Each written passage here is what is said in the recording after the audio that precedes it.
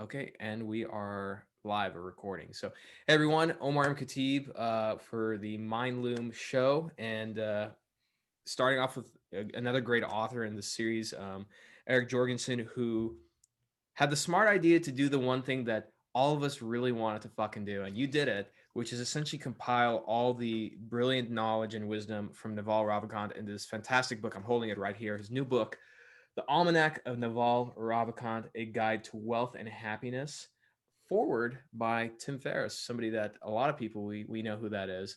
So Eric, hey man, thanks for coming on. We connected on Twitter, and I was somehow effective enough at getting your attention and messaging you. So I appreciate you jumping on and doing this at the end of the day.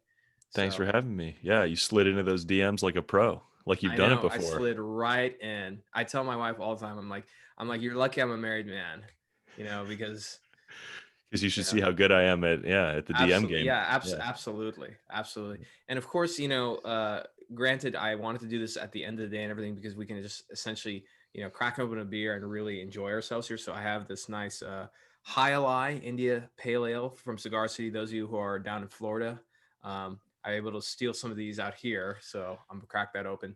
And Eric, what about you? What were you able to sort of rifle out of your fridge? I'm already mad at you for asking me this because you know very well that I have a Coors Light from 1974, and I'm just over here doing my best. Yeah, But I love it. I love it. And unfortunately, I have this so this cat isn't even my cat. It's just a community cat that I've stolen. I've renamed to Mr. Pancakes, but he's already bugging me. I don't know what the hell he wants. What do you oh, that's an excellent. I know a cat named Mr. Pickles. Do you think they Let know me each tell other? you.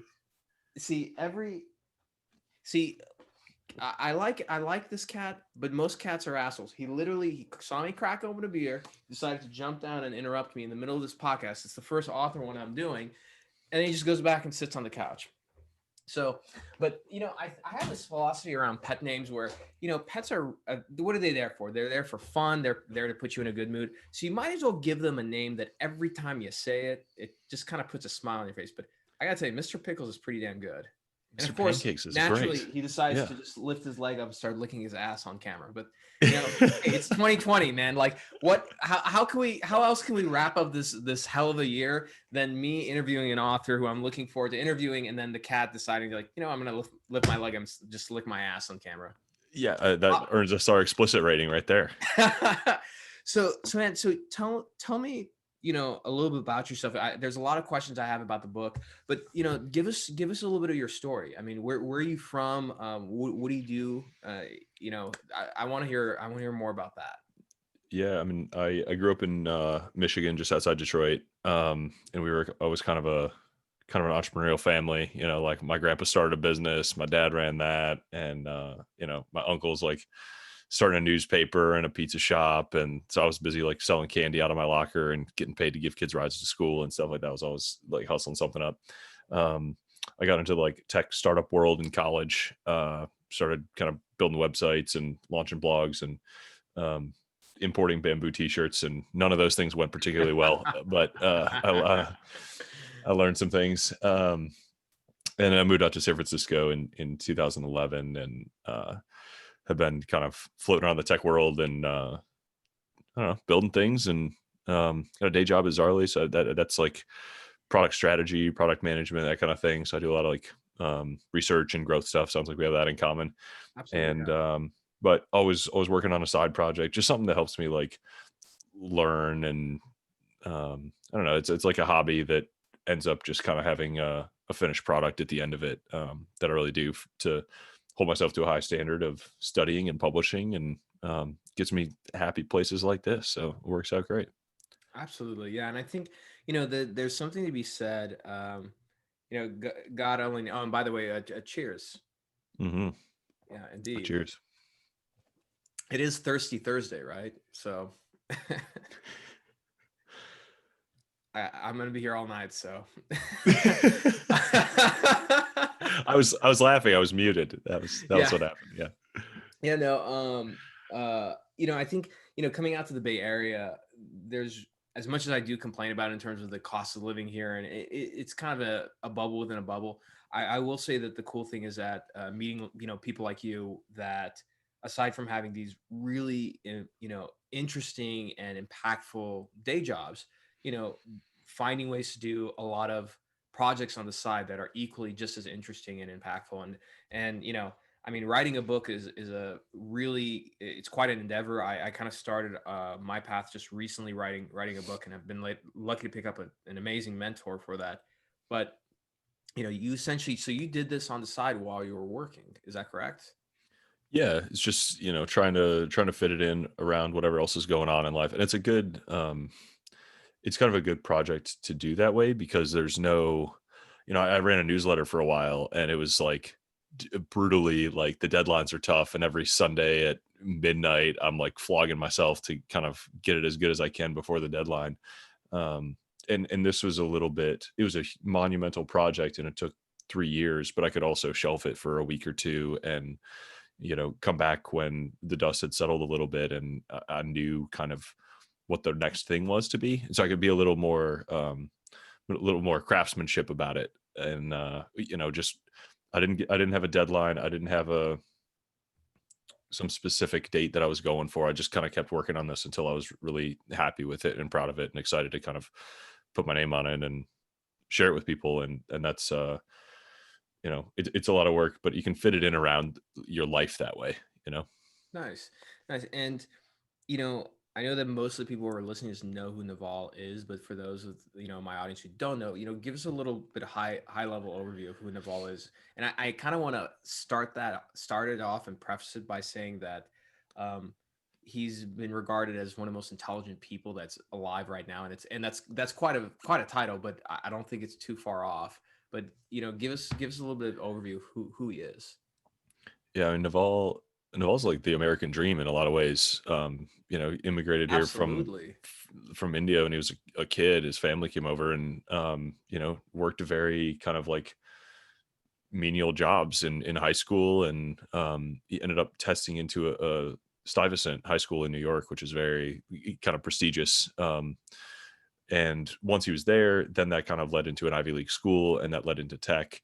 Um, so he clearly like had some gifts, but on the other hand, his context is very, very normal, and almost disadvantaged. And you know, sort of from there, like started founding companies. He had a few kind of engineering job, internship at a law firm that he like hated or got fired for like very deliberately. I think that story is in one of his podcasts. But just started trying to like make his way in the tech world and had like you know an embattled set of first founding stories and started a few different companies and has invested in quite a few. And of course now founder of AngelList and investor in a couple hundred, probably 300, 400 companies at this point, including like Notion and Uber and Twitter and Postmates and MySQL and stuff like that. So pretty prolific Twitter and podcast world. Hmm. um, and certainly kind of an icon in the valley. But he's like famous in the niches. He got well known for crypto a few years ago too. He kind of helped tell that story to the world, and really shares a lot of what he's learning about philosophy and happiness and stuff on Twitter, which is a huge departure a few years ago when he started doing it. But it's 1 million followers on Twitter now because of how much he can distill and share these ideas. And he's like in the chapter of his life where he's starting to learn and share those things, and it's been a huge benefit to all of us. Yeah, no, absolutely. And as you can tell, for those who aren't watching this on video, I mean, I'm in my library, so there's not a shortage of books that I read. Um, uh, I find that a lot the books I learn the most from are usually by people who are dead. A lot of great books in history and everything, and so there's a lot of business books that are just absolute garbage. I thoroughly enjoyed your book, and obviously you went through this huge project of curating a lot of this knowledge and information. But it wasn't just that you were listening to interviews and sort of looking up articles and compiling it. You essentially had to not only sort of improve it and maybe narrow it down so it's very concise and digestible, but there's formatting, there's organization. And I got to tell you, I mean, there's something to be said about simplicity, because I think that just takes it's a specific skill set that's hard to come by. And I'm not surprised to hear that you're a strategist and you're also in product, because I'm going to read the contents of the book. You have a part one and a part two. So part one, there's wealth, building judgment. And part two, it's happiness, which is learning happiness, saving yourself, and philosophy. That's it. And those are really, really deep topics. You could have divided based on the kind of philosophies and wisdoms he provides. You could have divided this in all kinds of different ways. It would have been like a cookbook, but you did a fantastic job just streamlining this into a really timeless book. Did you have that in mind, and what was the catalyst that made you say, hey, not only do I want to write a book, but I think I'm going to compile all this like wisdom and philosophy so people can have it in one place, right? Yeah, the vision, the specific vision was really not clear to me at the beginning. I just had the need that you kind of like you talked about at the beginning. Like I knew I could feel in my bones that like all of this stuff that Naval had been sharing was so interesting and valuable. And I think in particular it was after the podcast he did with Shane Parrish on the Knowledge Project. And I mean, there was just such awesome kind of lessons in there. And I felt like it was such, he was sharing everything that this brilliant person has learned over the course of his life and in kind of tight, well distilled ways that can really benefit a ton of people. And I just started thinking how much of a shame it was that it was so there was like buried in this weird kind of audio format. There was no, this is 3 years ago, 4 years ago. There was no discovery. There wasn't even really transcripts for a lot of podcasts. Twitter just kind of like auto expires and disappears after a little while. And so there's so much value here. And so I started thinking about how you kind of capture that and catalog it and be sure that that's somewhere in an evergreen sort of thing that's accessible to people. Um, and it wasn't clear to me at first that this was a book. I thought maybe it would be a live updated website or like something. And I just started collecting and curating. And it really like, it wasn't until Trevor McKendrick, I was kind of stuck at this like creative crossroads and I was like whining about it. And Trevor was like, don't overthink this. Like it's a book, just make a book, just keep going. I was like, all right, I can do that. So kind of got me back on the rails. And once you had that constraint, it kind of made it a lot easier to keep making progress and see it all come together. And then it's just a process of kind of, this is my first book. I've never done something like this before. Just kind of like chipping away at it until it was the right format. I did a version that was super comprehensive, like you're alluding to, 600 pages, and it was more like Poor Charlie's Almanac. It was absolutely like everything interesting. which I have right Dude. there. Oh yeah, the place of honor. I like that. Yeah. Yeah. That's when I know I'm dealing with somebody who knows a thing or two when you reference Poor Charlie's Almanac. So sorry, can continue. I just No, I had to brag a little bit about my collection of books. Of course, I'm going to reference Poor Charlie's Almanac. I don't get the like nerd street cred otherwise. Yeah, totally. Yeah. Yeah, but that was one of the inspirations actually. It's like, I love that and the letters of Warren Buffett and Peter Bevelin's books and 0 to 1 are all kind of this like weird subgenre of a book that's actually a curation of someone else's learnings that just kind of got recompiled into a book because a book is such a like Lindy evergreen thing that everybody knows what to do with, right? It's a great technology. I think people forget about how an effective technology books technically Mm-hmm. are. And a lot of people, they say, especially me being here in Silicon Valley, they're like, "Oh, why don't you just do electronic?" And I said, there's I'm building a library. And so right now I think I need to recount, but I think last time I checked, I have maybe 400 or 500 books. I definitely need new bookshelves because there's books just all over the place. But, when, my wife and I, when I talk about it, I told her a real library has like maybe 60% of the books you have not read it.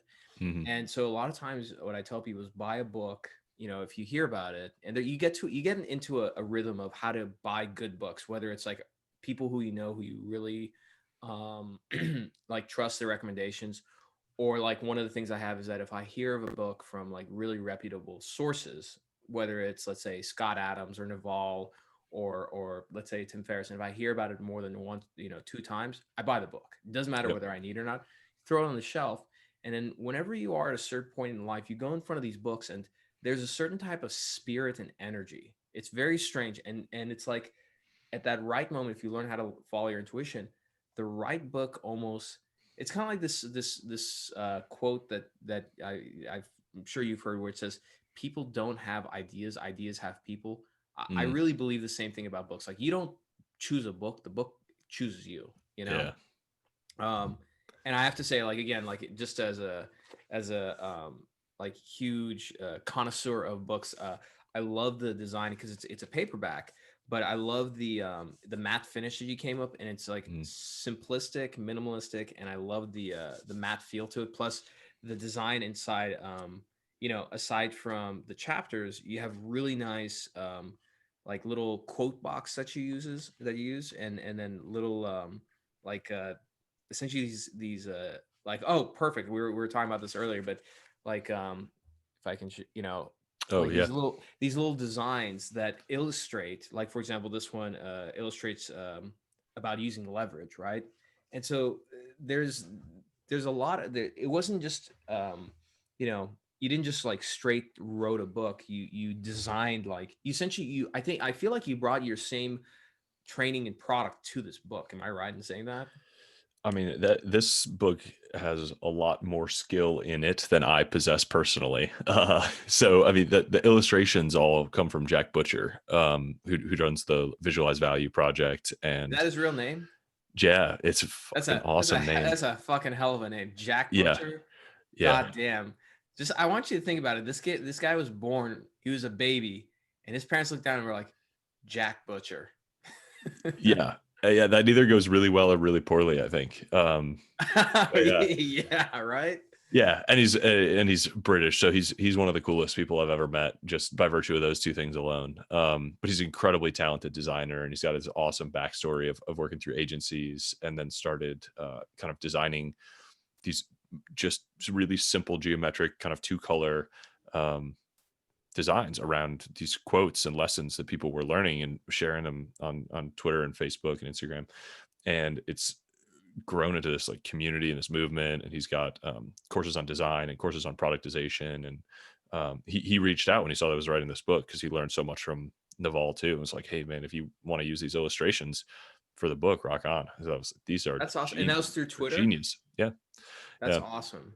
Which is the same. I mean, same goes for the cover design and the page layouts and stuff. That was all from Scribe Media. And that was, I tweeted that I had a finished manuscript, and Tucker Max reached out and was like, hey, my company Scribe would love to help you publish that professionally. I was like, all right, hell yeah, let's do it. That's awesome. Yeah, and I have a lot of respect for Scribe. So I actually, so for those of you who don't know, Tucker Max was the guy who wrote the book "I Hope They Serve Beer in Hell," and essentially launched a whole category. Um, what's the book category? It's like around fraternity, but Fratire. Yeah. frat tire. There we go, frat tire. Yeah. But he's actually he's a really good author, very good writer, and sharp business person. So I actually remember when Tucker started it, and it was book in a box. So I actually Hmm. have the first like book in a box, like, here's how you do it from A to Z, and it's since evolved into Scribe. But I mean, there's something to be said about the writing community. I mean, and especially just the startup community. Like, you're going off on a venture, and people were inspired by your work, and they just reached out to just Hmm. help you. Yeah. I mean, that's Twitter, and that's the writing community, and that's, the tech world too, when it's at its best. Everyone's kind of sees something wonderful and wants to contribute to it. And, this book was very much a public service project, and it's really fulfilling to kind of get to share it and see, how valuable the ideas are, which full credit goes to Naval, but just how, you change the package a little bit and they can spread so much farther. So it's great to hear back from people that are reading it and, referencing it and say, I highlighted the shit out of this, and, or, I pick it up for at least a few minutes every day. Like, that's it's incredible. it's a really approachable book, and I definitely want to jump, let's kind of jump into it. So, like, you know one is, I've been recommending this book a lot, and I'll be doing this as a review in a couple of weeks on my show. Mm, um but the thing that I really like, it's very digestible, and I think the quality of books, it sort of tells you, like, does it serve its purpose as a technology, in terms of, like, can you pick it up and can you get value of it? So I can pick this book up and literally start from the middle of it, and I'll get something of value, and I don't, I won't be sort of, I won't feel like I'm missing some information. hmm. um So it can be read cover to cover. It can be read like, in chapters or based on what you need. I think that, again, strategically, the way you designed and thought about this is really fantastic. So tell me about some of the favorite like chapters or lessons, like that you pulled out of this book. So that way we can kind of sort of, give a few breadcrumbs to the people who are listening. Yeah. So, well, one of the things that I learned in the course of creating this book, actually from Nivi, who's Naval's partner at AngelList, and who actually wrote a lot of venture hacks. Nivi's an incredible writer, and he said that a book should be fractal, and you should be able to engage Mm. with it on multiple levels. And I realized how helpful that was and interesting that was, and that this book kind of had an opportunity to do that even on more levels than a normal good book. So you'll notice, like, very deliberately, the table of contents reads like a summary of the book. And then if you want to just kind of flip through the book, you can read just the kind of tweets that are formatted like pull quotes. Just it's like a book of aphorisms. And then if you see a tweet that you like, you can dive into the copy around it and read the body of the book. And if you want to dive even deeper, you can go into the recommended reading at the back of the book. And that's like the fourth level. So if you want to read all the things that Naval read in order to kind of create this worldview, you can go do that and spend a few years like swimming through these recommendations and these mindsets, recreate this mindset for yourself. Interesting. And yeah, and I'm really happy you mentioned. So, when you thought about essentially structuring like this, did you, how did you get to this point? Like, did you start with, I guess, would you start with a main manuscript first and sort of compiled all the information, then from there they sort of like whittled it down and then decided to add these design elements to it? It's a lot of two steps forward, one step back. My first step was to kind of categorize the tweets and start to build a rough outline from that, because it was So you started with the tweets. I started with the tweets because it was the most like comprehensive resource, I thought. And so I thought if I categorized all the tweets and built an outline out of that, that would um, be a reasonable first outline, which it was, but it was also off by 70%. And so there was probably 3 or 4 different complete outlines and almost 3 or 4 different complete manuscripts by the time I was done. So and then you're just kind of like, I call it this giant conceptual jigsaw puzzle, where you're like reading or Mhm. listening to one of the original sources, and you kind of find this piece and you're trying to grok it and you're trying to figure out where the edges of it are, and if it's the best version of this idea that Naval has articulated across all of his different resources, and then what ideas are kind of adjacent to it and where it fits in well, and where you can sort of, where there's a seam that you can put it next to something else and it reads smoothly from one idea to the next, where the right question follows the right concept, so that as you're reading, you're kind of like thinking, yeah, but, and then that's the next question and the next answer that follows. Interesting.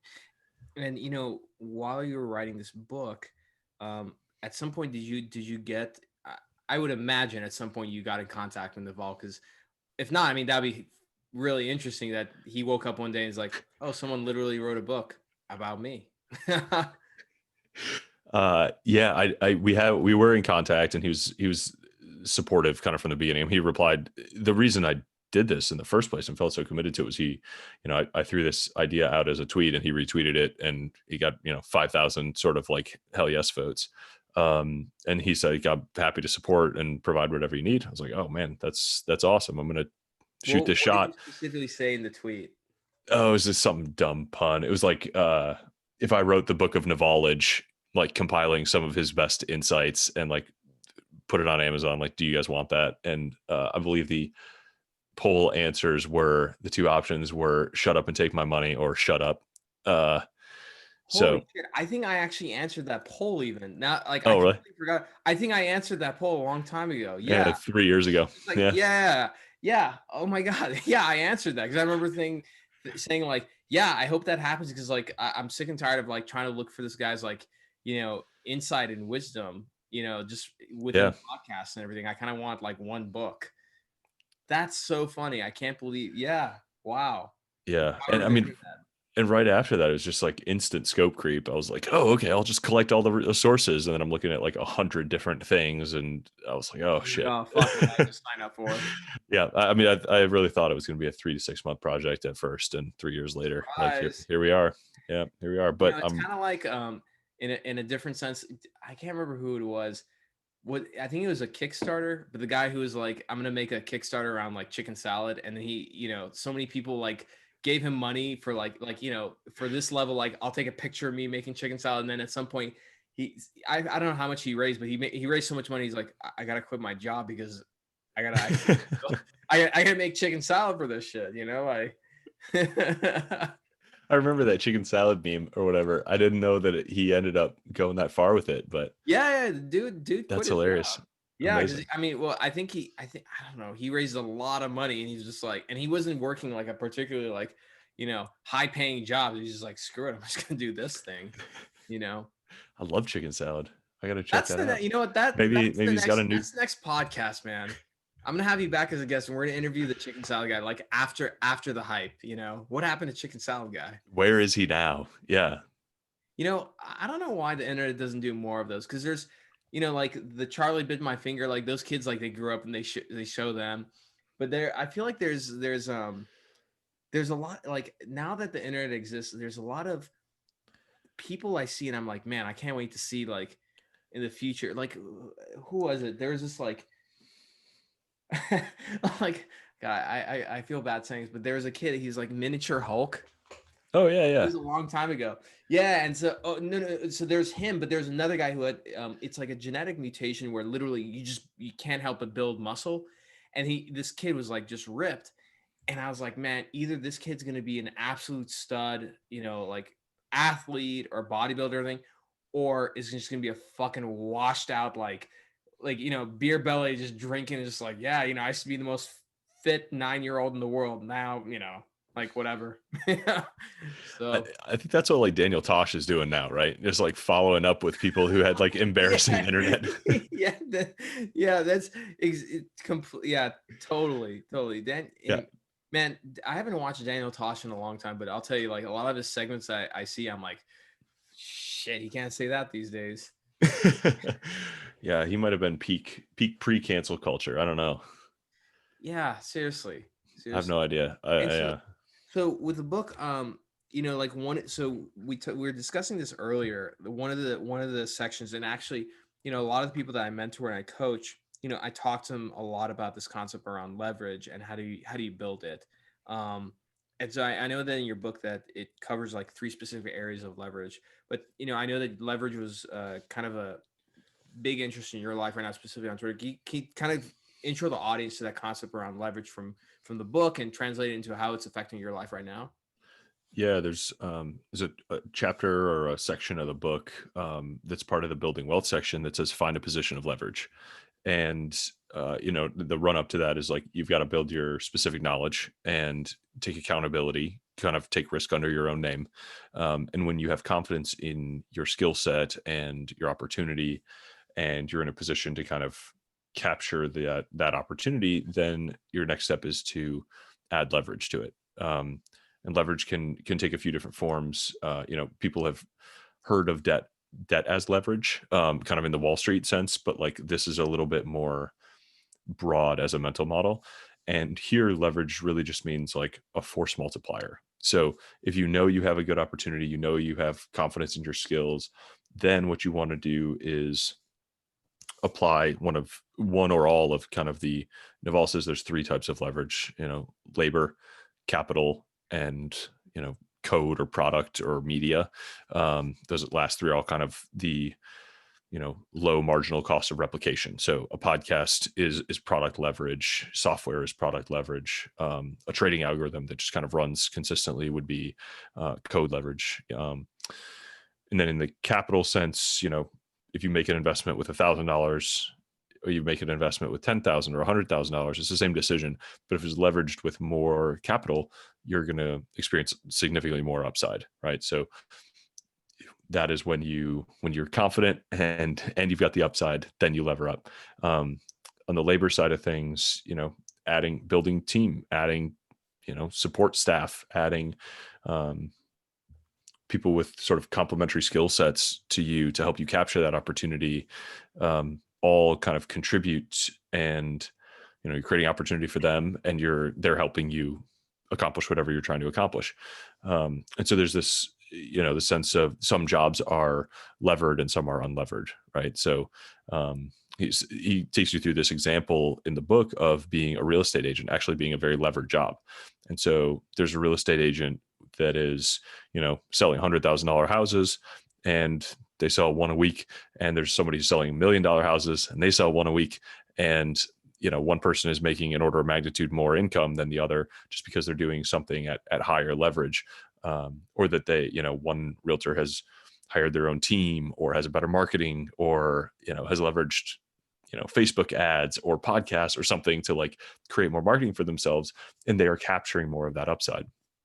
So there's a few examples in there, and it's a really interesting idea that I've just kind of tried to keep exploring and keep fleshing out and trying to understand more deeply. Yeah, no, absolutely. And I kind of want to read to the audience directly from the book, just because I think it summarizes so nicely. Is that, so from the book it says that the final form of leverage is brand new, and it's the most democratic form, and that's products with no marginal cost of replication. This includes books, media, movies, and code. Code is probably the most powerful form of permissionless leverage. All you need is a computer. You don't need anybody's permission. And I think one of the one of the other authors who really talks about this concept around, he doesn't call it leverage, but essentially it's giving yourself permission, is Seth Godin. Mm-hmm.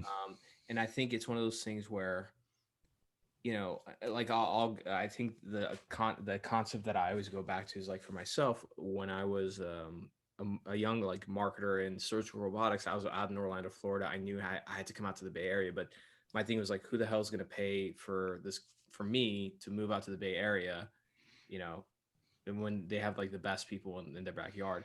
And so back then, this was back in, I think, 2016, I just had this compulsion and intuition to just start writing an article a week. And I thought, like, well, no one's gonna like interview me because my resume, because it was very, very light at the time. So I said, well, I'm just gonna write an article a week on LinkedIn about marketing strategies, whatever. And I continued doing that and doing that, and little by little they started to go viral, because I started to say, I'm gonna write the marketing strategy for this company. Like, what are they gonna do? Get mad? And not only did that land me interviews, but also get somebody to say, hey, I'm gonna take a bet on this guy and move me out here. Mm-hmm. But fast forward 3 years later, when I was in between positions and I was consulting, the CEO of my current company was reading those articles that I wrote when he was a director. And the moment that he heard I was available, he's like, I want that guy here full time.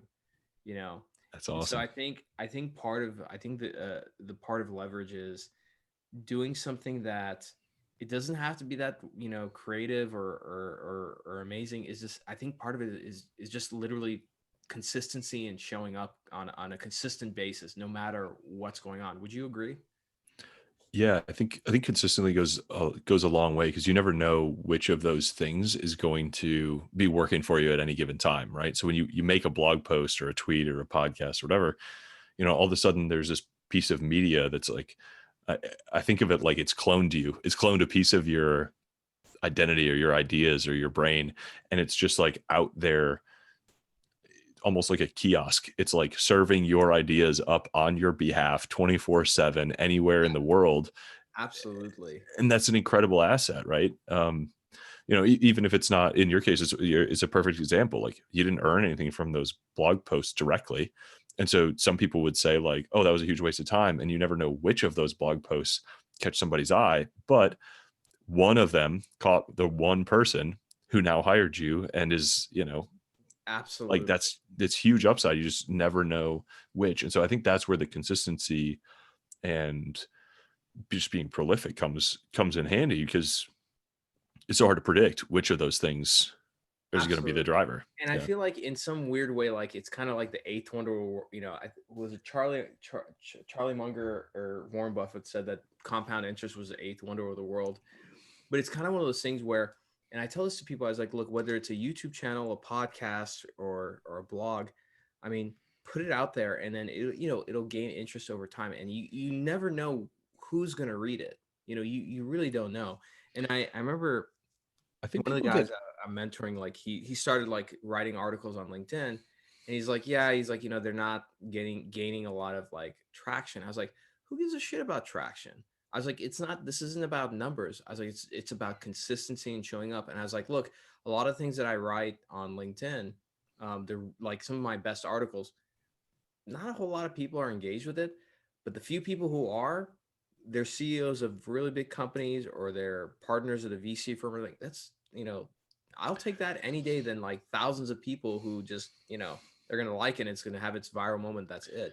Yeah. I think that there's an importance, whether it's videos or podcasts or books, to put the effort to try and make something as timeless as possible and not just pander to whatever's like the hot new thing, right?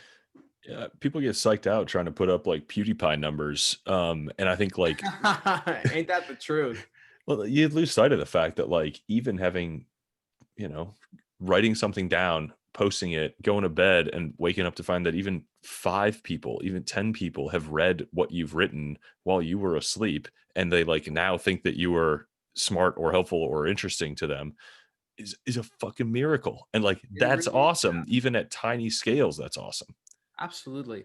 And I think I like what you're saying earlier, and I'll add this to it about you have this kiosk. You're essentially what the internet is having us do, and like it's up there. Some of them. Marshall McLuhan, wrote this phenomenal book called Understanding Media, where essentially human beings extend themselves. So, like, first Mhm. I think we extended ourselves through our feet to wheels, and once we started getting balance, that turned into flight.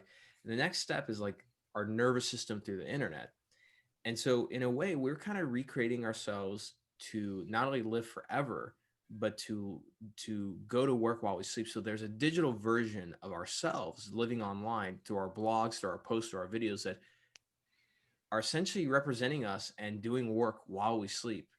Mhm. So like when you go to sleep and you wake up the next day and you see all these people who are engaged in their tweets, or like randomly some guy wants to invite you on his podcast to interview you, Yeah. like you know that was you put no effort into that. And I think Scott Adams talks about this, about working systems instead of goals, where essentially you do daily habits, and then you put yourself in a position where these systems open up greater and bigger opportunities for you that you wouldn't even have thought of. Yeah, I think that's all true. And I think, I mean, it's interesting, tying back to what you said earlier, is like most of your favorite books are by dead people. At some point in their lives, they wrote this down, and there's just a little piece of them that maybe the best of them that carries forward like hundreds and hundreds of years. Yeah, no, That's super absolutely. cool. And it's I'll tell you, like, what's really or it's man, it's a really weird thing, is that um because I think we take these things for granted. But when you read some of these books, like especially these older, like more ancient books, these are people who were way wiser and smarter than you and I, way stronger. So like I mean, this is kind of like a this I'm gonna admit this before I say it. This is a very tech bro thing for me to say. I'm just gonna admit it. We're here to be I basic. That's all you know, right. Bring it on. but like like if you look at something like like letters by Marcus Aurelius, like when you read that, like we take it for granted, but this guy was like, he's a Roman emperor, he's a warrior. I mean, he wrote these things, and a lot of the problems that he faced back then are, I mean, a lot of that hasn't changed. People still face the same problems. Like, how do you achieve happiness? How do you achieve fulfillment? How do you deal with loss, and pain?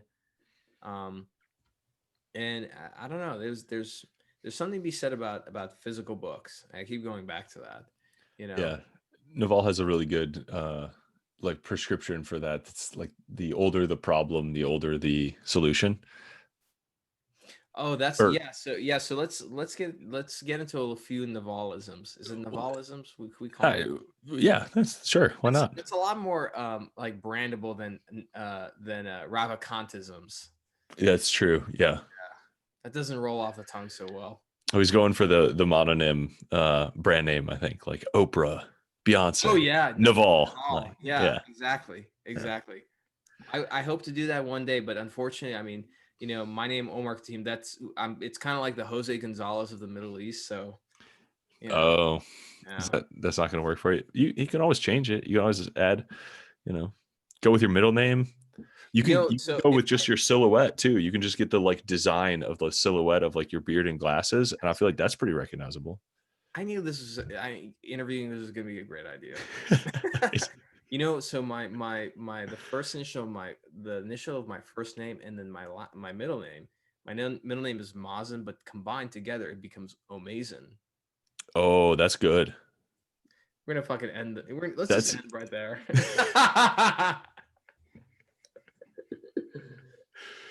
No, but yeah. So I have a few like that I've sort of saved and written down. But like, what are some of the I guess Navalisms? Like, here I just flipped to one of them that it's such a it's so simple, but it's really good to keep in mind. Like, earn with your mind, not with your time. mhm. But what are some of the ones that have been like really pivotal and for you in your life? Yeah, I mean, the one that I probably say to myself the most often is impatience with action, patience with results. Like Mm. that to me, like Impatience with actions and patience with results. that to me untangles like the knot that I probably find myself in the most often, which is like I'm anxious about an outcome and impatient waiting for the outcome, but not sure what I should be doing about it yet, or like whether there's something to do about it. And so like that is just kind of like unwind that, like what I turn that into sometimes for me is just like do today's work today, like find the next best step and take it. Um, but also like understand that if you do today's work today, like the results will come, and be patient with the results, and you're kind of on the right track. So that was a key one for me there. And I think again, like right, 4 to 6 words is like all it takes to get some of these like incredible ideas in your head. And hopefully you have experiences or stories or whatever to hang on them, so that when you just remember that little phrase, all of a sudden it like makes it super clear, you know, resolves the conflict and shows you the way, and kind of restores your peace. Yeah, no, completely. And it's funny because when people say, like, a lot of people say that like, I'm not religious, but we're all religious. We all pray to some kind of altar. Even people who are atheists, they believe in something, right? And I think these quotes, they serve as like small mantras and prayers, right? Hmm. um but they serve as a way to kind of ground you. And I think especially I think, how old are you, by the way? I'm at 31. Oh yeah, so you're around my age. So I'm 34. So with our generation, especially with the internet and everything, I feel like nobody's patient. People want Hmm. things like right away. They want, whether it's a promotion or anything. And I think there's such value in just reminding yourself just to slow the fuck down and like just trust the process, and then things will take care of themselves. And like, so one of those mantras that I tell my wife, and she always reminds me, which is you're going to get more with patience than with force. Mm, And that's a it's good so one. true. And I think there's this, especially, I don't want to generalize, but I feel like it's more common with like young men. They're pumping full of testosterone and everything, but there's a temptation to try and like force things to happen, force things through. And a lot of times it's it's it's better just to be disciplined and just be patient with things and let things play out, and things will kind of take care of themselves. And I think, I don't know, maybe we live in a world that really just demands like certainty, instant gratification, and everything. And so a lot of that, I think, people, they can't handle doing. But I feel that that's sort of the better way to go. I mean, what do you think? Yeah, I think that's I mean, another Navalism is desire is a contract you make to be unhappy until you get Oh what you man, want, right? Like can we that's dig deeper? Let's dive a little bit deeper in that. I mean, I think Man, it's like so it is stunningly easy to add desires, like without even realizing that's what's happening, right? So you open Instagram for like 2 seconds, and all of a sudden you're like, oh, I want that for dinner, and I want to travel to Hawaii tomorrow, and I want to be like as ripped as Schwarzenegger and cook like Bourdain, and like all of a sudden you're like, little squirts of dopamine all over the place. yeah, it's just like there's you see like the very best in the world all the time, like in a feed that's just like endless, right? And so it's so easy to add desires in seconds. And then you walk around unhappy all day and you're like, what the fuck happened? Like, why am I unhappy? And you're like, well, you're comparing, your normal breakfast to the $100 fucking, breakfast at some Caesar's Palace or whatever. I don't know. I've never been to Caesar's Palace, but you know what I'm saying? And like, Yeah, you no, just, you focus on this delta between like what you don't have. And um, it's just a state of unhappiness. no, absolutely. I'll be back in 1 second. Okay.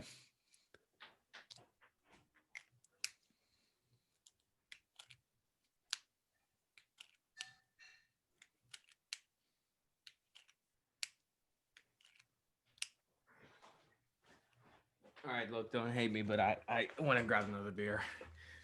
I was like, should I just keep talking or what? I mean, I mean, whatever, fuck it. Like Joe Rogan has people go off and take a piss and everything. Not that I'm not Joe Rogan, but like whatever. Yeah. You know, it's all good. The Yep. audience can wait a few seconds. That's true. They can Like take the we just time to talked think about their patience. desires. Yeah, Yes, be have patient. patience. Yeah. Be patient. Like vultures, man. I'm sure some of them like, oh, I can't wait like 10, 15 seconds, while I'm listening to this shit. I need somebody I need, listening to I need this your on conversation now. You're gonna somebody wait. listening to this on like 2x speed, and we're Yeah, gonna yeah, exactly. And look, you're gonna that nice, soft, supple pour of that beer. that was pleasant. I enjoyed that. Right? You know, you know what's gonna happen, right? That one little segment is going to be like clipped and shared, and then I'm gonna have a bunch of weird ass people who are like really into like ASMR and stuff. They're like, oh god, just listen to his voice, and then when he pours that beer, just so. You could do worse. The ASMR crowd is chill, dude. They're not stressed about anything. They're not gonna be leaving. They are They're very not gonna be chill. sending you hate mail. They're just They just want to hear you make noises. But I'm not gonna lie. Like, look, we've all looked at some ASMR, right? For me, I like the shaving ones. Like for some reason that's very relaxing. But you can go down this weird rabbit hole. Like at some, at some point, I was on this one where it was like a girl like eating like chicken wings, and it's like smacking her lips, and I was like, how the fuck did I end up here? And my wife walked in the room, and was like, oh shit! I'm like. it's not what it looked like. I like the carpet cleaning ones. Those are very satisfying. Really? Yeah, you ever watch a carpet get cleaned? I've never watched a carpet. I watched a shoe shining one. The shoe shining one was super satisfying, but I've not seen the carpet cleaning one. Look it up, man. Link in the show notes. link in the show notes. Well, so speaking, I want to go back. So speaking about desire, just because. So are you currently do you take residence currently in the Bay Area? No, not anymore. I live in Kansas City now. What made you make that move? Mostly like we were moving the company for career things, but I'd been in San Francisco for a few years and I grew up in the Midwest, so I was kind of happy to be, have the context to move back. Way to get out. I mean, what's your overall take on SF? I mean, I loved San Francisco. I was really happy to spend my 20s there.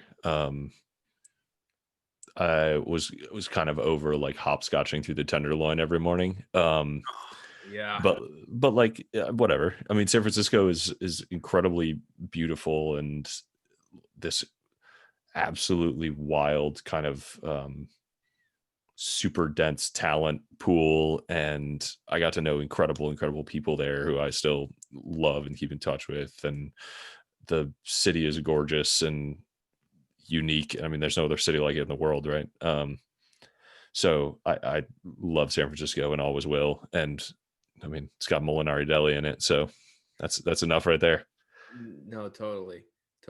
And I wanted to kind of go back to it when you mentioned this concept around desire, because I think that especially in a city like San Francisco, you have a lot of like really type A, high performing people, and who pretend, I guess, to be more enlightened, you know, but there's still like a lot of like very strong, deep-seated desire within them.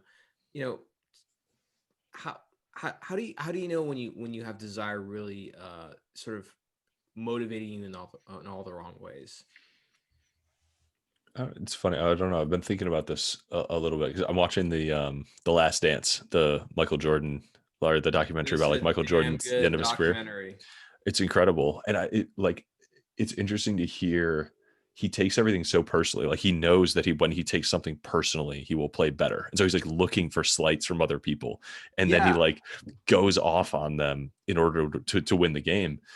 Um, and it's we had the common kind of trope is like ego's the enemy. Get rid of your ego. Like get rid of your ego to find peace and to eliminate your desires and to kind of like find acceptance in everything that happens and diminish your the sense that you're projecting your desires onto the world around you. And you'll find peace that way, and you'll find acceptance, and you'll find calm. um, and to do that, sometimes you are maybe giving up some of your agency over your surroundings, and people who choose to take things personally and choose to cultivate their ego and choose to like um it's an asset for accomplishing things. It's a And tool, right? it's a tool. And I met some like very like sociopathic people who were like really good at affecting their surroundings and very ego driven, and that was their how it kind of works. It's like it's Mhm. interesting. I think the ideal is probably just really conscious awareness over what it is and how to like kind of turn it on and off very selectively and apply it. Because unless you're actually going to become a monk and like go up in the mountains and meditate all day, like you're going to have some ego and you're going to have some desires and you're going to have goals and you're going to have purpose, and all of that is there's just something evil about that. It's just awareness about what it is and how and when to channel it, when it's productive and when it's not. No, absolutely. And I think this is it's a farce to think that you'll get rid of your ego. Like that doesn't go away. Yeah. And I have to credit, so one of the guys I can consider like a mentor from afar, kind of. He's like 30 minutes away from me is Scott Adams. And one of the things he talks about is like using your ego as a tool, right? Where essentially you use it when you turn it on at certain points. And yeah, absolutely. I think like watching the Last Dance, I got that same thing. I think it was Michael Jordan or Kobe. I really feel it was Michael Jordan, where there was a story about some guy who said something to him, and it turned out that was fake. Like the guy never made this insult to him, but Michael Yeah. Jordan made it up in his head. But I absolutely feel like there's some value in that, where I think mastery comes from being able to, you know, if we look at ego and intuition, like intuition is wiser. It's one of those things that doesn't give you details. It's kind of the feeling like when I met my wife, it didn't. I didn't feel like, oh, I gotta marry this woman immediately. I had this like feeling like I couldn't give it any details or or a name, but it just was a feeling, and I was like, I think I should go this way. And it's like it's scary, right? It's Hmm. almost like God or the universe made it that way. Versus ego, gives you details and it demands those things. It's like, you get I don't know, a job offer from Google. It's like, oh yeah, it's Google. I'm going to make a lot of money or something, right? And I think being able to sort of pull those things apart and understand which one is which, I think you're going to be better off. But again, with the ego, you can't get rid of it, so you might as well find a way to hone it as a tool, right? Yeah, I think same desire, ego is kind of they're overlapping a little bit, or one is a result of the other. And I mean, I think just awareness of what it is and how it works can get you a really long way, right? Like just understanding, noticing when desires enter your head, and maybe being selective about which ones you choose to take on can really help. It is a shame when you find yourself unhappy and you don't know why, right? And so Why do you finding, think that happens? Why do you think that happens with people? I think there's a lot of, I don't know. I mean, it's a hard thing to understand, and it's nuanced and complicated, and um,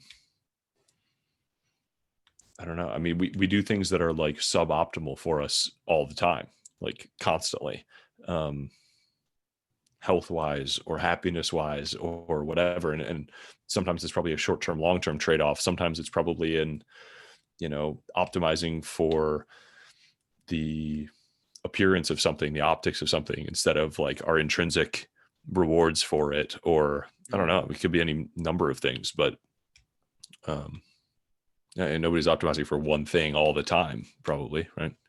Do you think desire is how much of desire do you think these days is amplified and really influenced based on what you mentioned earlier, which is a social media effect? Like, Oh, a ton. Yeah, I think it's a lot. and do you feel that even I I get the sense that for those people who don't who because there's plenty of like programs of here in the Bay Area who are not on social media, but I think that because social media is the real world, I think people they don't want to accept it, but it really is. Well, it's interesting that social media, like when it's, especially when it's algorithm driven, which it is kind of increasingly, it shows you the things that are most likely to continue to keep you engaged, which is probably either extreme positives or extreme negatives. And so, you see people who are really upset or really outraged or really angry, and it's, they've taken in all of these negatives. And I work pretty hard to kind of avoid that piece of social media, and so I ended up in the like extreme positives. And so it's like, but watching all of your social media become the extreme positives doesn't make you extremely happy. It just makes you desirous, right? So there's an extreme, or at least an abundance of extremes that are, we weren't evolved to process like all of the bad news that's happening all over the planet. We can't take that all on, like emotionally. We can't do anything about it for the most part. Like it's nonstop, and that's more obviously psychologically damaging for us than, we don't think that the positive things are having a negative effect, but they can. And so seeing all of how the happiest moments, or the most like luxurious moments of all of the people all over the world, and just seeing a nonstop feed of those is probably not any better for you than seeing all of the extreme negatives. It's just a different feeling, and a different bad thing. Yeah, no, absolutely, absolutely. And I think, one thing that I always felt would be interesting is, for if Eric, for whatever it's worth, man, if I could reach through the screen and give you another beer,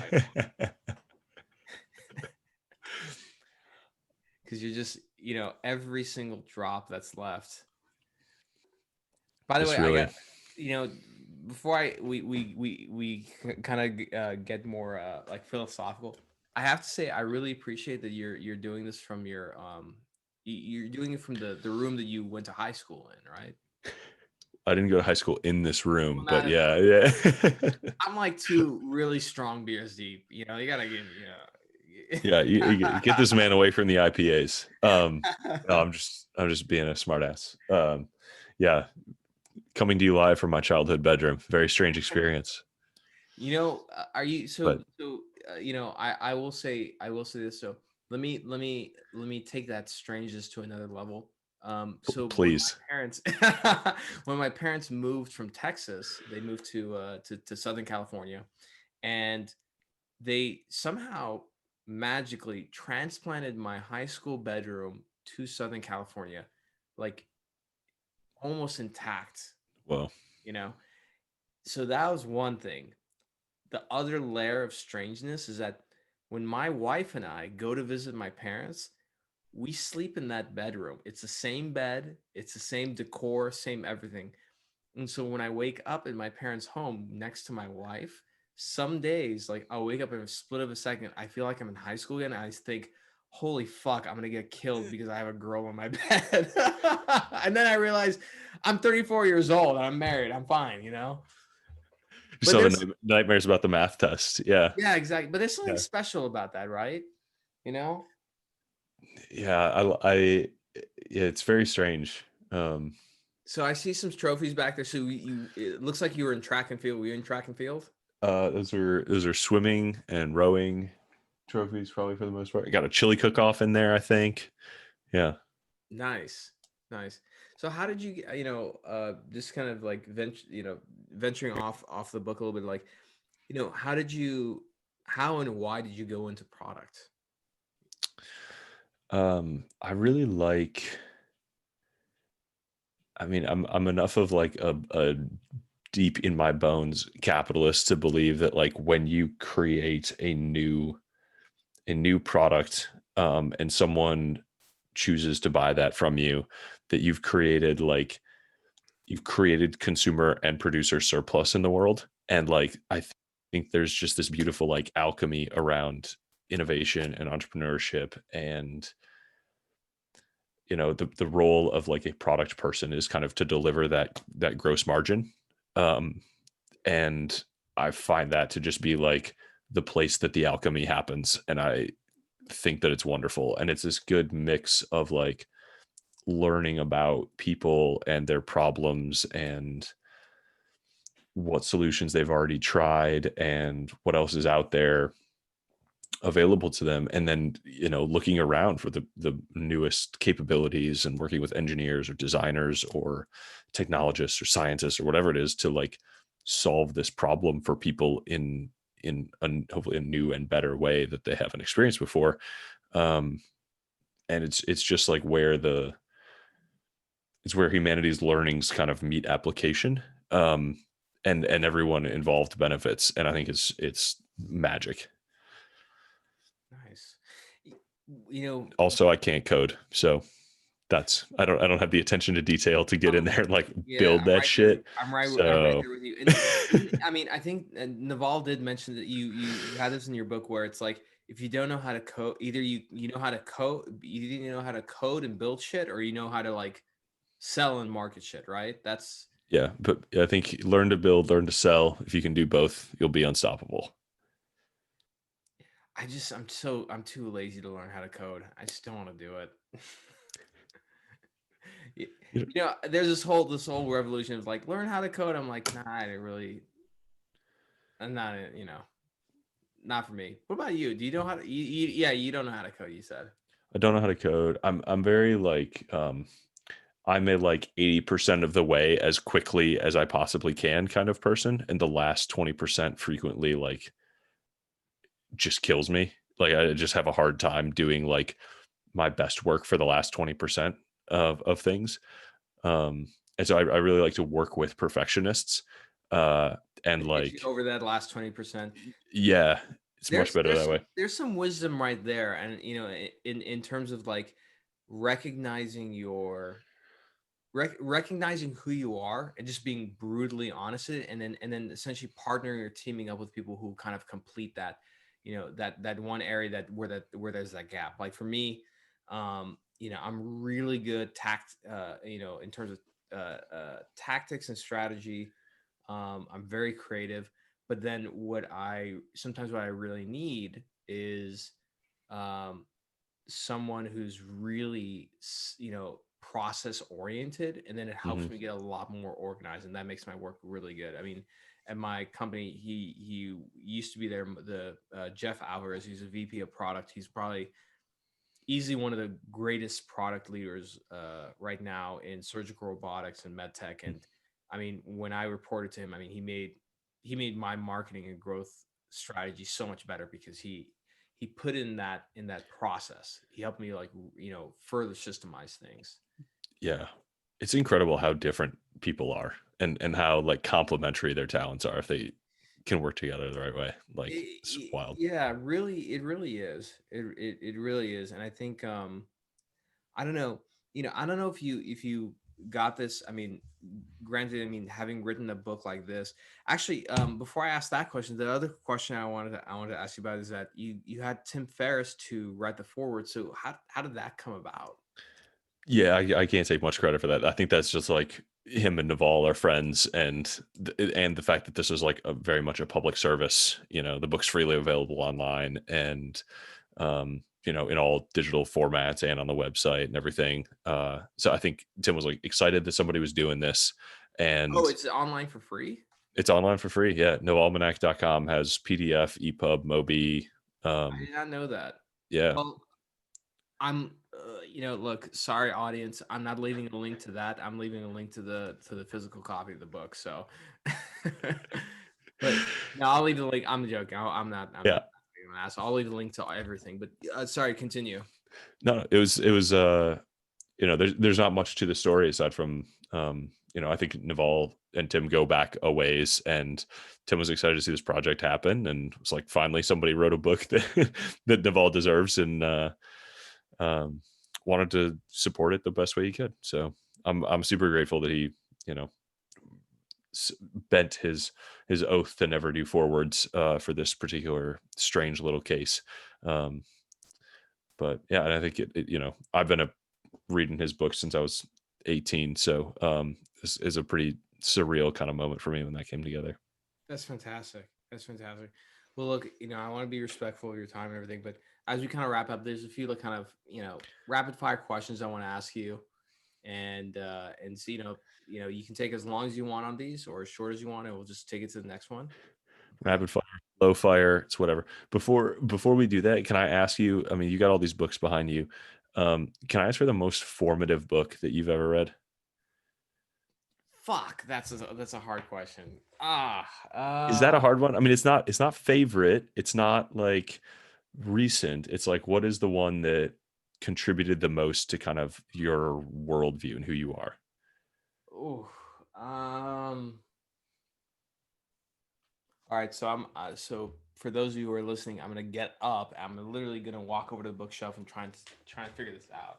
He is. He's doing it. He's showing the camera his butt right now. He's looking contemplatively at his bookshelves, and his hands are on his hips, like he's really annoyed that I asked him this and inconvenienced him so deeply. It's a great question. God. And you can get a couple. You can get 2 or 3. Okay. All right. That's fair. If that eases things up a little. I know that, like, for me, it's books that I read earlier in my life. Like that's easier to make it like formative. Yeah. Oh man. Okay. All right. I got. Omar also appears to be sponsored by Nike because he's just like head to toe all black Nike Ninja. All right. So I'm grabbing him. I'm grabbing a couple. Our audio listeners are really suffering for your precision here, Omar. This is. People are just cursing like, God damn, this sucks. Why? Like, what is this? Okay. All right. Here's another one. Oh, he's got the like giant chart of mental model biases on one side over there. Bias the cognitive biases map. That's right. Yeah, that's a good one, man. Okay. All right. I'm almost there.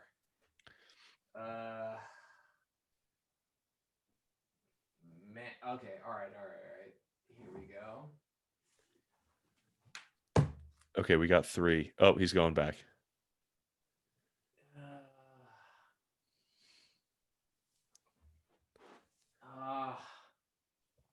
Damn it, Eric. What? You can just say all of them. That'll. No. I put the work in to pull them out. No. You asked this question, so you're gonna get a full answer. That's fair. Yeah, you can't back out of it at this point. You're like, oh shit, why I asked this guy this question. Never ask a guy with 500 books about his favorite books. No, definitely not. He's now going to the books that aren't even on the shelves. They're just piled about the room. Oh man. Okay. Is that all right? Well, let's here it is. Here's some really formidable books. I'm sure I can think of more because here's what I would say. It's a tough question because there are different versions of ourselves, in our day, right? There's the version of ourselves at work. There's a version of ourselves with our loved ones, our family, the version of ourselves by ourselves, right? There are different versions. Fuck, I shouldn't have looked over here because I'm seeing other books. I'm not gonna look. I sat down. I can't get up. I cannot get up. I'm gonna get up for one more. One more.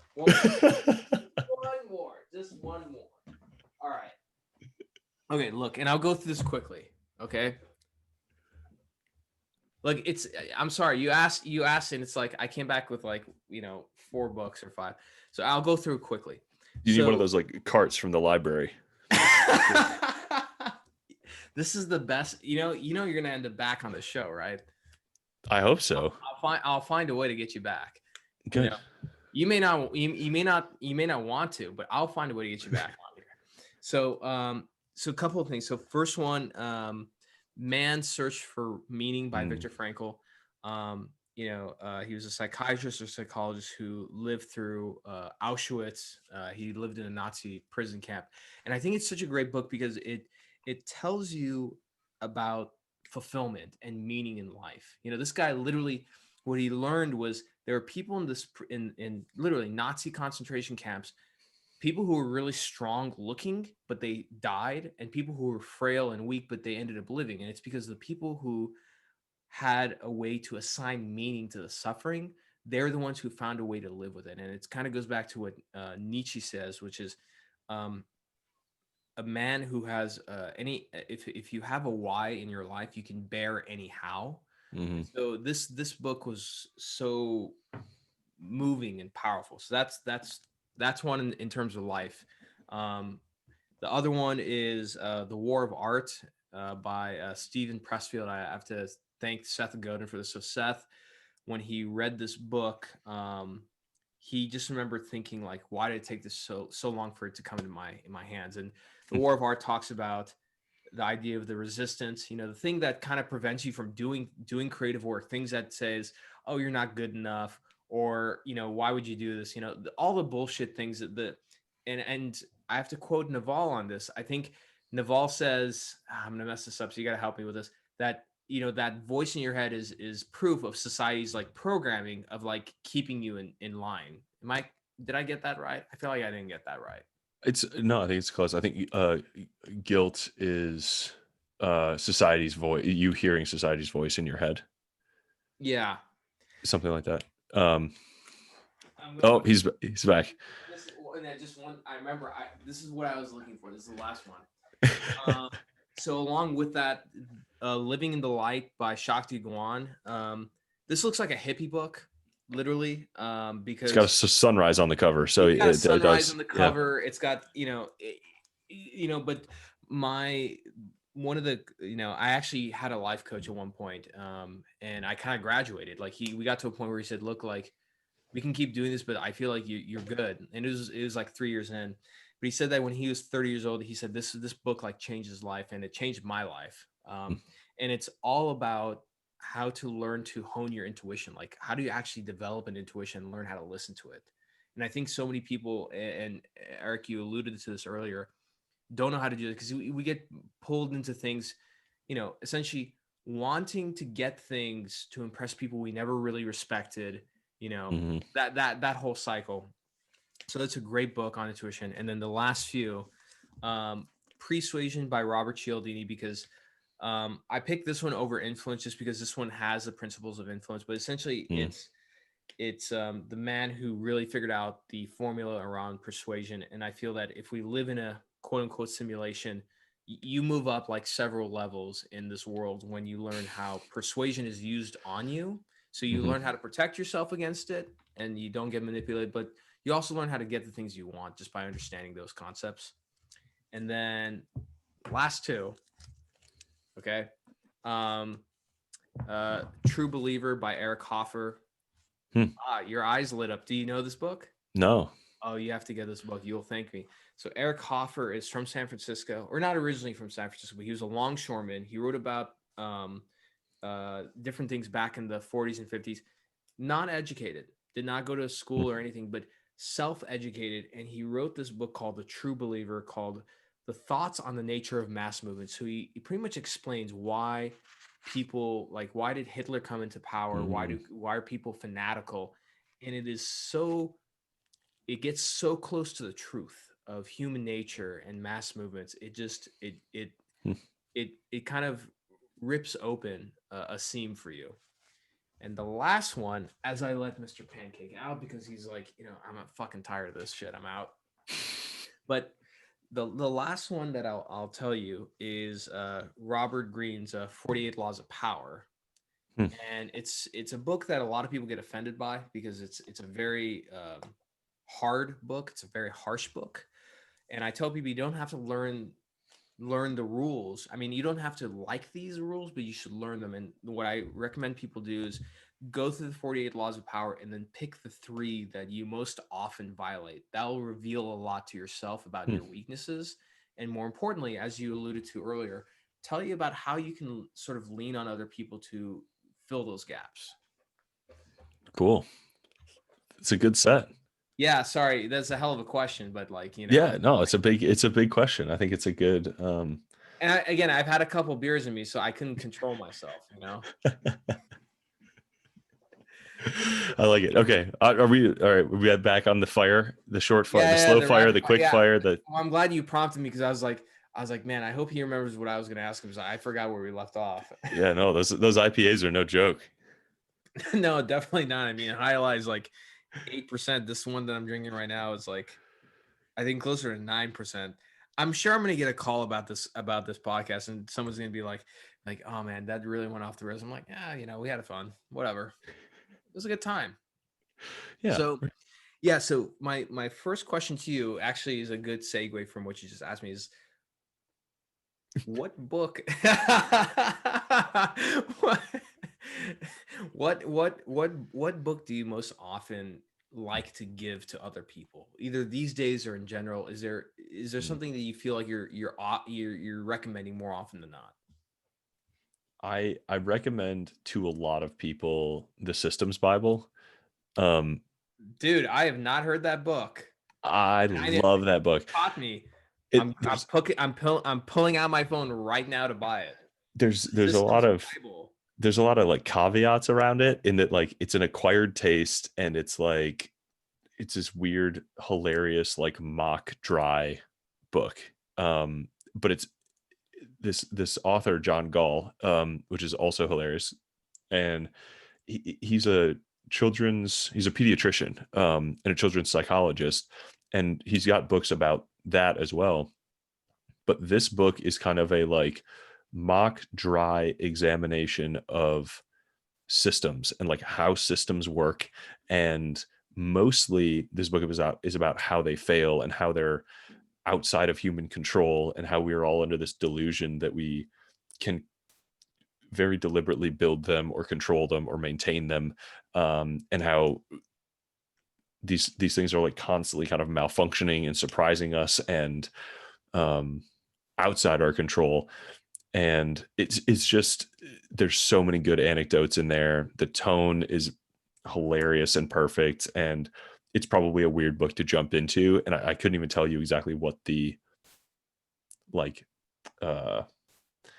what are the preceding books that will make this make sense to you, but it's so unique that for the right kind of nerd, like this is an absolute treasure of a book that is one of few that I feel like contains both timeless truths and I literally laugh out loud reading. Um, it just feels like it adds a whole nother lens to the world for you, and you understand all these things that you didn't understand before. And they're so counterintuitive that I feel like I have to constantly reread it in order to keep the information and the perspective in my head. And it's easy to kind of pick up and put down, and it'll be slow to read the first time, but you'll definitely kind of level up your understanding of the world with that in your head. I mean, you found a place in my heart already because I have a affinity for like hard to find books, and so the Kindle version of this book is like $5, but the just to buy the physical book, I guess it's out of print, but it's like $40, and so I'm Mm. already like I'm buying this thing right now. So Yeah, highly recommended. fantastic. I own both versions so that I can like search the Kindle and read the physical. Like, yeah, it's a very good one. Fantastic. Love it. Love it. Okay. So next one, and I'm sure you've heard this before, and I have to I have to give credit where credit's due. I steal this from Tim Ferriss, but it's a great question. But if for the next year, your peers or friends and people all over the U.S. Saw a billboard for literally 1 year every day that when they wake up, go into work, go out, what message would be on that billboard and why?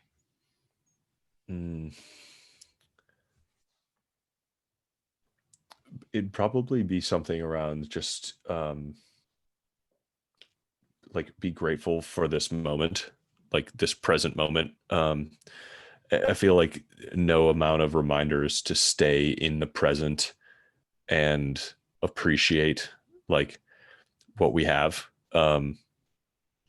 Maybe it would be this: learn to desire what you already have. Man, I love that. Yes. Yes. 100. I would call her in, but she's in the other room. My wife and I talk about this, and one of the like I don't know where I got it from, but many years ago it was I like the way you just put it. It's a lot more eloquent. But I tell my wife that we have to get into a habit of like just wishing for the things that we already have. Mm-hmm. And I think especially being out in the Bay Area, you see a lot of people making a shit ton of money, advancing their careers and everything. And so it's Mm-hmm. so easy to get envious and feel like you're not doing enough, right? And so I think this goes back to the idea of patience and just saying, hey, look, you're on, the best thing to compare yourself to is who you were yesterday. That's it. Mm-hmm. But yeah, I really like, can you say that one more time for everybody? Learn to desire what you already have. Love that. I love that. And then a couple more, and then we'll wrap up. And again, hey, thanks for jumping on at the end of the day, and really appreciate it. But in the time of COVID, you know, let's be honest. Ooh. Yeah, boo, exactly. I made this one of the best years of my lives. It's been a really rough year. It's been tough, but I really made sure that I found ways to make it as great as possible. Found ways to get closer to my wife. We do a lot of like we work out together now. We built a garage gym. That That's was kind of. awesome. But that being said, we all bought a lot of stupid shit during this time. Consumerism is at an all time high. So what were some of your favorite purchases during COVID? Oh, interesting. I have a pretty tight like reflexer on this. And I feel like I have many sins, but I'm not too much of a like impulse buyer. Um, I did get so we have a June oven, which is like Nothing. it's just like a slightly absurdly expensive thing that is like actually kind of incredible. It like is it's like a giant toaster oven slash tiny oven, and it's like an air fryer and a toaster, and like it does everything. It like recognizes the food when you put it in, but it gets so fast, and it like plugs in the thermometer automatically, and so it like I don't know, it's just a crazy cool like contraption that is much faster, and it just makes cooking at home like easier, and we've been doing a lot of that. So I'm not going to call that one a good investment, but I'm going to say it's an awesome product. Fantastic. Fantastic. Is that just that? Nothing else? I mean, bought a lot of like home gym stuff that is not as well used as it could be. You gotta like shoot some shots on that, and sometimes they work and sometimes they don't. Um, yeah, I don't know that it was anything like just deeply dumb. Got it. Last question for you is, I, this has I been, wish I had now that I need an answer to this question. I need something like, hey man, you still got like what, 15 days left in the year? Like just go nuts. yeah, maybe I'll get like a PS5 for Christmas or something that Oh that man. doesn't get used the minute we can go outside again. Yeah, let me tell you, I'm so happy that I'm not into gaming. I mean, that's just a racket. What did that thing cost? Like 400 or 500 bucks? Yeah, I don't know, something like that. Yeah, I shouldn't say shit like that because like while I'm making fun of that, here I am like the other day. So a book that I don't own a physical version of it. I own the PDF, but one of the most sophisticated advertising books I've ever read in my life is called Breakthrough Advertising by Eugene Schwartz. Hmm. It's out of print, and so a copy of it will get you like it's you're probably gonna end up paying like $250, and it's like a 200-page book. Wow. Um, but I was bidding on it on eBay, and some son of a bitch outbid me within like the last 5 seconds. I was like, so anyway, who am I to like judge anybody to spend 500 bucks on a PS5? So, but yeah, so last question I was going to ask you was, it's been a tough year, regardless of where you are, what you're doing. But what is like the one thing that 2020 taught you? Oh, 2020 taught me to prioritize. I've been this has been a wild year, and for like all the macro reasons, but also some micro reasons for me. And like I had to my opportunity cost of time changed a lot, and I had to like really learn to reprioritize and let some things go that I wouldn't have let go before, and just really get tight on learning the reflex of like finding the most important thing to do and doing it like over and over and over again, and just in the OODA loop, like just getting reoriented way way way more often. I think we've all had to kind of do that this year, like just because things were changing so much more than they normally are. Just takes like the skill of orientation is a really good one, and you sometimes forget how good the dividends are to getting good at that, and that it's a skill that you have to you know break your just execution pattern and go back to like let me get it reoriented, let me figure out if this is still the right thing to be doing at this time. Yeah, no, absolutely. And I think it really is a skill set. I think there's these like small little skill sets that they just pay their dividends like long term. Like, gratitude, being reoriented, Mhm. patience, you know. Um, I think there's a lot to be said about that. Well, hey Eric, thanks again for jumping on and having a really shitty beer with me, and while I had really good beers. I'll be more prepared next time. Yeah, absolutely. Where can people find you online? I'm on Twitter constantly, unfortunately. And I got all the book stuff is on the website, navalmanac.com. And I've got a personal website, ejorgensen.com. And Got it. little mailing list there, but I'm easy to get a hold of. You can DM me or email me or whatever. I will leave links to all that in the show notes. So thank you so much for coming on, and we'll be having you back again soon. Okay. Yeah, man. Thanks for having me in your library. This was fun. Oh, absolutely, absolutely. Next time you're gonna be in the library physically. We'll make. I'm looking forward to meeting Mr. Pancakes. I know. And He's looking forward to the meeting you two. He's not in the room right now, but no. Awesome. Well, thank you all for listening, and we'll see you next time. Bye for now.